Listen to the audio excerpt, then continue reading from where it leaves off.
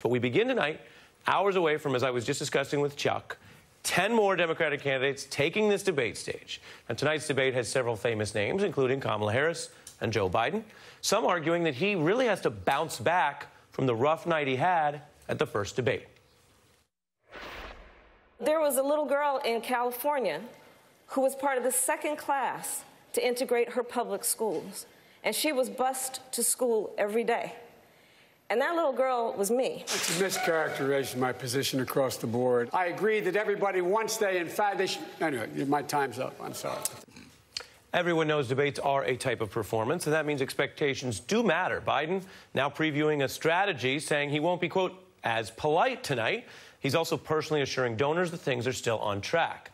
These debates are, of course, about reaching voters. For lesser-known candidates, this is the main way tonight that people are meeting them. In fact, over 11 million people watched that debate last night on TV or online. But it's not just about that. It's also, for some of these candidates, sparking the kind of moments or interests that will generate necessary polling and fundraising to even continue. Consider this basic fact. Most candidates still haven't qualified formally for the next debate in September. Now, all this is after the first round of contenders debated last night, with leading progressives in that race, Sanders and Warren, squaring off over what came to be a push and pull with the moderates about whether these ideas are big and bold and the way to take on Trump, or somehow so, quote, extreme or unrealistic they could backfire. I don't understand why anybody goes to all the trouble of running for president of the United States just to talk about what we really can't do and shouldn't fight for. Well, I think Democrats win when we run on real solutions, not impossible promises. When we run on things that are workable, not fairy tale economics. I get a little bit tired of Democrats afraid of big ideas. Let's not just talk about plans that are written for press releases that will go nowhere else. I've heard some people here tonight. I almost wonder why you're Democrats. You seem to think there's something wrong about using the instruments of government to help people. Snap. I'm joined by Jason Johnson, politics editor for The Root, economist Darrick Hamilton, who leads the Kirwan Institute at Ohio State and has advised several of these very Democrats running for president, including on policy Sanders, Warren, Harris, and Booker. Busy man. And Zerlina Maxwell, a top aide in the Clinton campaign, who is now director of progressive programming for SiriusXM. Nice to see all you here. Nice to see you, Ari. Your first time on the beat, sir. Yes, it's a proud moment. If people know universal income, they know baby bonds. These are a lot of issues you've been writing about, and that's why we mentioned your work has been cited by more than one candidate. When it comes to this debate over big and bold or more tax cuts, what did you think came through last night? I think there was clear distinctions about a vision that was one of economic inclusion towards rights of health care, rights towards a job, rights for an environment that we all can have in a sustainable way versus more moderate, middle-of-the-road approaches. Did you think that that was a sick burn by Elizabeth Warren, saying, what, you're running for president, tell us what we can't do? Yeah, there were a few sick burns in that debate last night. I think Sanders had one, Elizabeth Warren had one, and then Marianne Williamson had one that you just showed. Yeah, so, and I'll ask her about that because she's on later. What did you see? Well, I think that it showed that Elizabeth Warren is doing something different than some of the other candidates. She's showing up with plans on what she is going to do if she becomes the president. And that's very clear. I mean, no one can ask, like, what does Elizabeth Warren stand for, and what will she do as president? And every single candidate has the job of coming to a debate and explaining that. And for some reason, she's the best at it. Bernie Sanders also was very good at it and effective at communicating his message last night. And I just think that that moderate progressive fight was substantive, so that's good.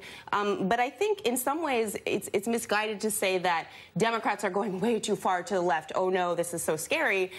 Because just a few years ago, we were debating the same thing when we were talking about Obamacare, and Republicans were saying the same things about the ACA, which is now actually the moderate position. So if we don't have amnesia collectively in this moment, we can look back to that debate because it can inform this debate. Essentially, we're a little further to the left, right? We're starting further to the left. Before, we were starting as a public option. Now, we're starting with Medicare for all. So maybe we'll end up with a public option. Negotiating requires push and pull. You're talking a little bit about what they sometimes call the Overton window, or what are people seeing as possible. Yeah. Right. But Warren, Jason, to Zerlina's point, is very comfortable doing that. And when she wants to reframe, and obviously, given the intelligent academic that she is, she's good at it. She says, oh, I'm not going to accept your frame. That's a Republican talking point, what we can't have, and now I'm going to reframe. And you saw that. I'm going to play a little bit. You saw that on health care and how they went back and forth. Take a look. We are the Democrats. We are not about trying to take away health care from anyone. That's what the Republicans are trying to do. It used to be just Republicans wanted to repeal and replace. Now many Democrats do as well. What I am talking about, and others up here are talking about, is no deductibles and no co-payments. And Jake, your question is a Republican talking point. No one's ever won an election by saying, you know, yes, we can't, or yes, we kind of should talk about it and put it together at a meeting. Elizabeth Warren is the only person, her and Bernie are the only people who seem to understand that casting a vision, right, for what you want the country to be is what you're supposed to do. But there's a second thing here that I think was unique to her that's different from Bernie. Bernie ran in 2016. There's lots of people, certainly his supporters, who will say, look at the polls, Bernie can win, Bernie can win, Bernie can win. Elizabeth Warren had to prove that she's tough. She caught a body last night with Delaney. I mean, she put him out. She put him out. And even though Delaney was never really going to be a candidate. Do you think there's probable cause there, then? I called it in. I was like, it's like she has a plan. Just saw a murder. Just saw a murder. She got a plan. But that was a good moment for her because it didn't just show I've got a vision. It's like I'm willing to fight for this. And that's the thing that Elizabeth Warren was missing. So I love the fact that she and Bernie basically did a Mr. and Mrs. Smith. They knocked out all the moderates and said, look, we're going to make this about us too. So it was a really good night for both of those candidates. Yeah, and this also goes to something that I think gets very litigated in Democratic primaries, which is the sort of notion of being quote-unquote responsible or adult, which anytime you talk like that can start to sound patronizing, whether that's patronizing just to the people with quote-unquote more expensive plans. I mean, war's expensive, and presidents in both parties have started big wars, and nobody said, well, we can't possibly do that. So it starts to become a kind of a trick. And I raise that in the context of what you're saying with a new video out from Joe Biden that shows two things. One, he's somewhat shook because he's making an attack going into the debate. Now, he doesn't even know how the debate's going yet, and he's already attacking other people. If you truly believe you're the front runner, you don't do that. But two, he is comfortable staying at the position, and maybe he'd argue that with his Washington experience, he's the one to do it, that some of the healthcare ideas are too expensive. Take a look. Excuse me. Money. And all of this done without a middle-class tax hike. Without a middle-class tax, yes. 30 trillion over 10 years. There are ways to pay for it. Are people going to pay more in taxes? Yes. So yes, I'm with Bernie on Medicare for all. Smart move by Joe Biden. And here's why. What you saw last night is how difficult it is to actually be a moderate in this environment. And the fact that he's managed to maintain his front-runner status while being a moderate has been really, really difficult. And he's saying that by like, look, I can give you everything that you want. Not only am I going to increase health care, but I'm also going to give you the middle-class tax cuts like we're back in the 1990s. So I think it's a smart move by Joe Biden. I still think he's going to be in trouble tonight. And I don't know that he's going to be able to maintain this status if he has a second screwed-up debate. Yeah. Seems like the party and the population in general is beyond the Biden Democratic frame that took place in 2008. And I guess it's hard for him to run on something that would be against what he was originally in 2008. But we can look and see what the policies are and where the temperature is. And we can see that Bernie Sanders' historic run that last time has kind of paved the way for these big Professor, are you saying it's hard out here for a moderate? Which is a good thing.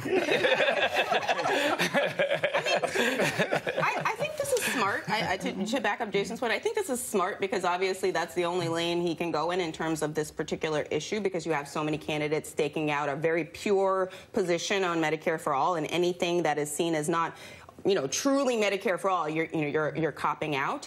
But I think that the danger here is to act like the ACA is perfect and is in no need of any improvements. I don't think that any Democrat would say that that's true, even Democrats that support the ACA. So I think that, while this is effective, I think he should at least allow there to be an opening to say, look, the ACA was a giant leap in the right direction, but here's what I propose to improve upon it. And he is talking about a public option, and that was always a necessary piece of the puzzle because it would keep costs down, and that's one of the major problems with the current law.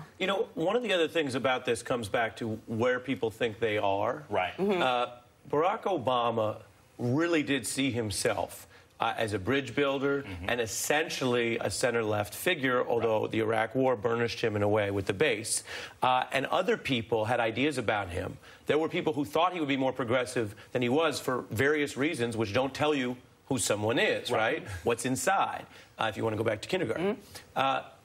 Does Joe Biden think that he's more liberal than he is in today's party? Because sometimes you both just refer to him de facto as a moderate. I'm not sure, given his life history and some of the votes he took back in the day, although he's got a long record, it's mixed. I'm not sure that he even thinks he's a moderate. He doesn't. He doesn't. He's like, I'm friends with the black guy. Of course that makes me liberal. That's what he thinks. But he's really, really moderate. And in fact, what's strange to me about Joe Biden's lack of awareness about himself, why do you think Barack Obama picked you as his VP? It's because you were the moderate. He needed the old white guy to go into the Senate and talk to people who wouldn't talk to him. So Joe Biden doesn't realize who he is. The problem is everybody else... Who he is today. Who he is today. But everybody wants to project something on him. Barack Obama's best friend, Uncle Joe, the guy with the Trans Am in the front porch. So if he can still maintain this image of I'm everything that you want me to be in addition to how I imagine myself in my head, he can stay the front runner. I don't think Joe Biden has changed. The party has changed. The party is more diverse and more inclusive. There are people in positions of power that are representative and who look like, the attacks on the squad are instructive because the people who the Democrats need to vote for them in order to win look like the squad. And that's why that fight was instructive, because you need somebody who can stand up for people who look like you. And if you can't stand up for the squad, then you're not going to run for president and stand up for me. I would say that it's more than just the party. The whole population has changed. I think Joe Biden's strength has historically been foreign policy. We're not here to relitigate the Obama presidency, but in a lot of ways it was missed opportunity. And the Democrats today are trying to seize upon that and create new opportunities where we can ultimately get to the society we want to get to. I got to fit in a break. You guys make a lot of interesting points. I'm going to probably ask Marianne about some of them as we have a candidate on tonight. Jason, Darrick, and Zerlina, thank you so much. Zerlina will also be part of our coverage of post-debate night later.